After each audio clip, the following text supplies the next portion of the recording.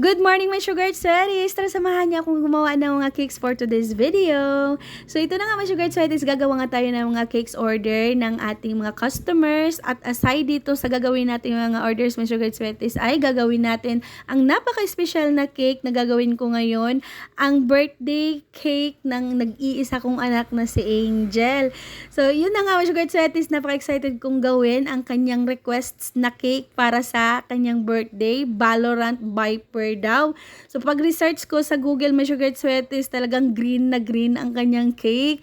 Dahil yun ata ang character, iwan ko kung anong character yan, basta Valorant Viper daw yan. Sinong naka-gets dito na mga millennials natin. So yan ang kanyang gusto my sugar sweaties, ganyan, yan na design.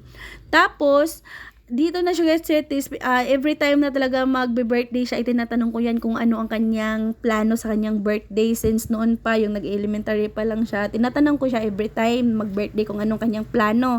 Dahil syempre, hindi natin maiwasan na mayroon silang gusto rin. Tapos tinatanong ko siya, ngayon, at this time, my sugar sweaties, tinatanong ko siya kung ano ang kanyang plano. Ang sabi niya sa akin, magpapasnack lang daw siya ng cake dahil yun ang kanyang promise sa kanyang mga classmates. So, recess time daw ang kanyang gusto na i-deliver namin yung cake doon sa school. So, yan, my sugar sweaties. Tapos, syempre, sabi ko sa sarili ko, cake lang talaga. So, nag-order ako my sugar sweaties ng spaghetti para naman meron din silang pagpilian na gustong kainin. At aside naman sa kanyang planong my sugar sweaties, ay mayroon din kaming plano para sa kanya. So sabi ko sa kanya, pwede mong imbitahin yung mga friends at classmate mo dito mamayang gabi para dito kayo mag-dinner, of course, dahil meron naman kaming konting hinanda para sa kanya. Kahit meron tayong mga pre-priority project, of course, magagawa naman ng paraan.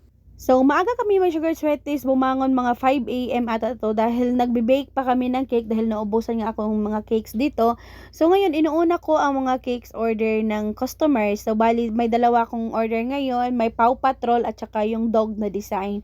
So, itong Paw Patrol my sugar sweaties ay vanilla base lang na cake, tapos simpleng design lang, mga topper. So, sabi ko nga sa inyo, mayroon akong mga ready-made na mga toppers dito. So, print out ko na lang yan, tapos ganyan lang siya ka-easy. That's why my sugar sweaties na mura lang yung mga cakes na ina-offer ko dito. At napansin ko kasi my sugar sweaties sa atin na tagal-tagal ko na nag-cake dito, ito talaga ang malakas sa marketing. Dahil hinahanap talaga ng mga customer yung mura tsaka may design na. Ang pricing ko dito my sugar sweaties ay nasa 600 to 750, chiffon base, 8x3. Tapos kung makapal ang cake naman may sugar sweaties, 8x5 to 8x6, nasa 1,000 to 150. So, yun my sugar sweaties. At dito naman tayo continue sa ating pa-cake. Yan. So, ito yung pa-cake ko na hinanda para kay Angel. So, in-slice ko lang sa gitna tapos nilagyan ng filling.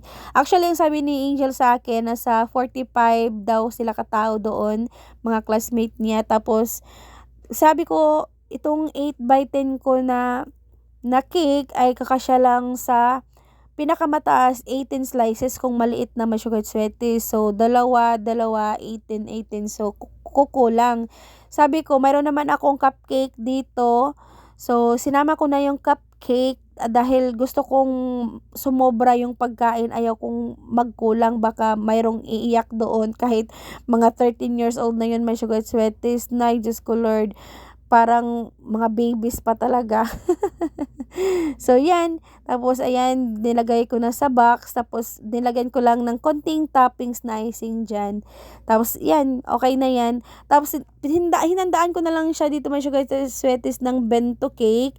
Dahil, ayoko nang gumawa pa ng mga cakes na birthday cakes nga yung customized dahil gusto ko na yung customized cakes ko na gagawin ay para dito na lang sa mamaya sa kanyang pa-dinner. So ito naman nagsali pa ako ng chocolate moist, at least may makakain din ng chocolate moist. At ayan, sinulatan ko lang at ready to deliver na. Dahil sabi ko kay Angel, itong chocolate moist na to ay para sa kanyang teacher at sa mga co-teacher niya para naman makatikim din. So, yun. At ito na, continue na ako dito, my sugar sweaties, sa ating pangalawang order. So, chocolate moist cake. Bali, ang team na to ay yung dog nga. So, napakasimpleng design lang. So, bini-em ako ni client dito na ito ang kanyang magiging gusto na design. Yan. And again, ang sinend sa atin ni client ay fondant cake. So sabi ko sa kanya, ma'am, pwede nating makuha yung cake base, pero yung mga cake topper nito ng mga dog ay pwede nating i-sticker lang kung sakto lang sa inyong budget. Dahil kung i-fondant talaga natin, ma'am, ay talagang may pricey konti. So okay naman kami ni client dito. So ayan, ginagawa na natin yung cake. So pagkatapos yan, mga sugar sweaties, pipick upin na yan ni client mamayang 11:30 dahil for lunch ito, mga sugar sweaties. At ito na nga, mga sugar sweaties, gagawin na natin ang cake ni Angel. So ito ay Valorant Viper na tem. Bali, napakasimple lang dahil purely green lang ang kanyang color ng icing. So ito ay 8x6. Bali, ang ginawa ko dito, mga sugar sweaties, ang top tier tsaka second tier nito ay ginawa ko na lang siyang dummy.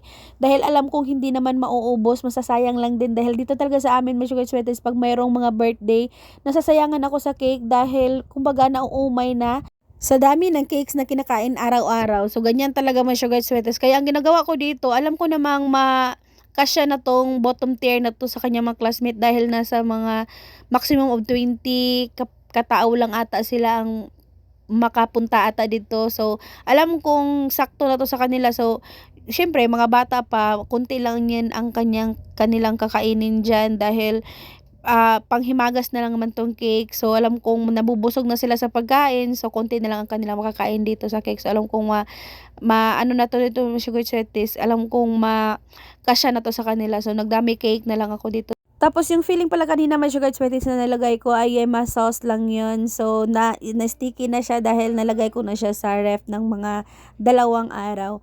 So ito na nga yung dummy cake na ginawa ko, may sugar sweaties. So hindi ko na napapakita sa inyo kay dummy cake lang naman. So madali lang siyang lagyan ng frosting. Tapos nilagyan ko na siya dito ng borders. Ayan. So ganyan lang siya kasimple, mga sugar sweaties.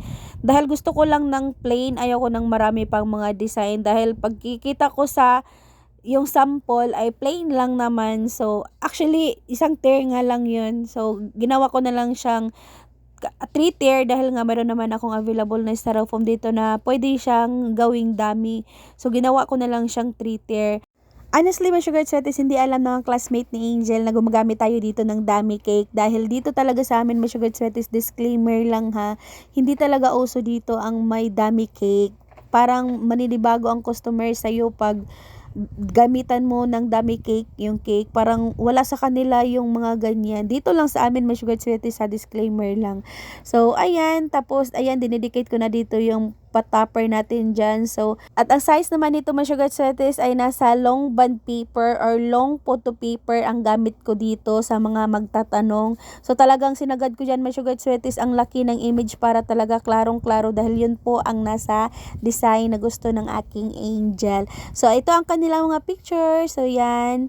Tapos yun lang, mga sugar sweaties, ang masishare ko sa inyo for today's video. See you again sa aking next video upload. Bye, my sugar sweaties!